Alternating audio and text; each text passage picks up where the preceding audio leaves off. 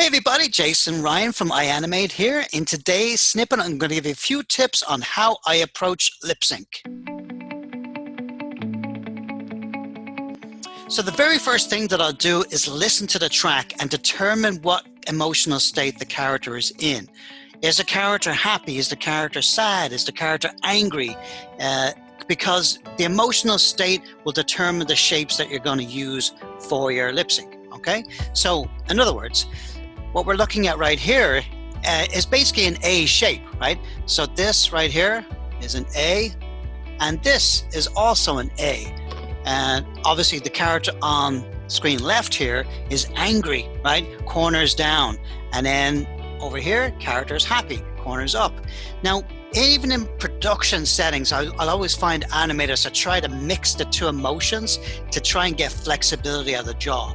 But to get really good lip sync and to make the character feel more believable, try to be consistent in your emotions, right? So if I'm going to try to get flexibility in the jaw to get squash and stretch, instead of doing an M shape that is like this, M like this,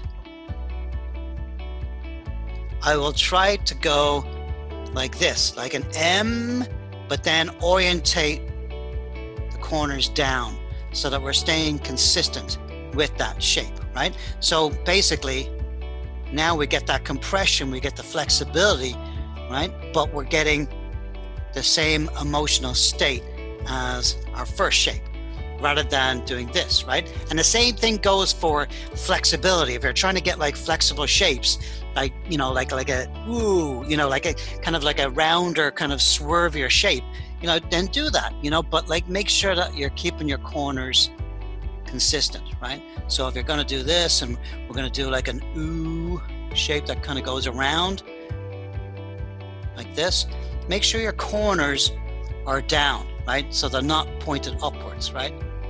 This way we'll stay, again, consistent with our character, right? And then, you know, so I can change this there. So like instead of like going like an ooh shape that's around, that might be like this, right? Bring that over here, and you get a smile ooh shape, right? So try to make sure that you're staying consistent when you're doing your lip sync. If you keep the same emotion, it's going to make the character read a lot better, okay? So I did a little 2D example here just for this little snippet of this character who's angry, you know, saying, I want vengeance, right? So I want vengeance. So I'm keeping the character consistent all the way through and not doing too many gestures, not doing too many head moves, because I'm doing like a big close-up here. But I'm also trying to get like that nice flexible feel, right? So if I'm doing like this, like bringing the ooh shape over to the side and then coming around. So like as an in-between in here, let's do like an in-between, like so I can see both shapes right here. So in here, what I would do is, you know, bring the mouth off to the side here, so it goes around like this. Wow. Corners down, right?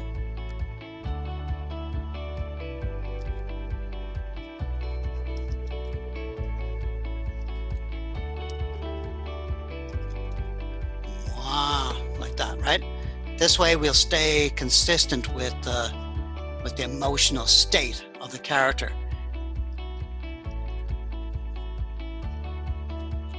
Okay, now let's play that. I want vengeance. So you can feel that want coming around, I right? want vengeance. And then at the very end, like I could have went into a smile, but like if this was a short shot, I don't want like it to go vengeance, you know, into a smile right there. If it was a longer shot and then we had the corners going up and then into a smile, then that would be cool, because then you'd have time to read the character's change of thought, right? Vengeance, you know, and then going into a smile, that would read, right? But during your lip sync, don't mix your ups with the downs, all right? Cool. Happy animating, everybody. Bye.